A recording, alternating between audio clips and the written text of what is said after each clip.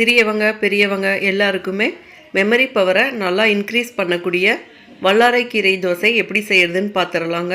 அதுக்கு ஒரு கடாயில் கொஞ்சமாக எண்ணெய் சேர்த்து 1/2 டீஸ்பூன் அளவுக்கு சீரகம், 2 பல் பூண்டு, சின்ன துண்டு இஞ்சி கட் பண்ணி சேர்த்துருக்கேங்க. அதுக்கப்புறம் 2 பச்சை மிளகா சேர்த்துக்கோங்க. சேர்த்துட்டு நல்லா வதக்கி விட்டுக்கலாங்க. எல்லாமே நல்லா வதங்கினதுக்கப்புறம் ஒரு கைப்பிடி அளவுக்கு வல்லாரைக்கீரை எடுத்து நான் வாஷ் பண்ணி வச்சுருக்கேங்க. அதை இது கூட சேர்த்துக்கலாங்க. சேர்த்துட்டு நல்லா சுருளை வதக்கி விட்டுக்கலாங்க. இப்போ கீரையும் நல்லா வதங்கினதுக்கப்புறம் அடுப்பு ஆஃப் பண்ணிவிட்டு அப்படியே நல்லா ஆற வச்சிடலாங்க. சூடு நல்லா ஆறுனதுக்கப்புறம் மிக்சர் ஜாருக்குள்ளே சேர்த்துக்கங்க. இது கூடவே கொஞ்சமாக உப்பு சேர்த்துக்கங்க. கொஞ்சமாக தண்ணி சேர்த்து நல்லா அரைச்சி எடுத்துக்கலாங்க. இப்போ அரைச்ச இந்த கீரை ஓரமாக இருக்கட்டுங்க. அடுத்ததாக ஒரு பாத்திரத்தில் 5 கரண்டி அளவுக்கு திக்காக இருக்கிற மாதிரி தோசை மாவு எடுத்துக்கோங்க. அடுத்ததாக இந்த மாவு கூட நம்ம அரைச்சி வச்ச கீரையை அப்படியே சேர்த்துக்கலாங்க. சேர்த்துட்டு தோசை மாவு பதத்துக்கு இருக்கிற அளவுக்கு நல்லா கலந்து விட்டுக்கலாங்க.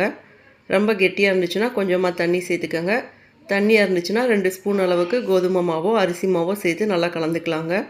இப்போ கல் சூடானதுக்கப்புறம் மீடியம் ஃப்ளேமில் வச்சுட்டு தோசை ஊற்றிக்கலாங்க.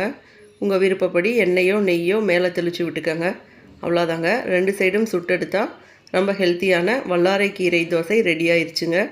இந்த தோசைக்கு பார்த்திங்கன்னா தேங்காய் சட்னி, சாம்பார் இது எல்லாமே சூப்பராக இருக்குங்க. இதே மாதிரி ஹெல்த்தியான ரெசிபீஸ்க்கு நம்ம சேனலை மறக்காமல் சப்ஸ்கிரைப் பண்ணிக்கோங்க. தேங்க்யூ.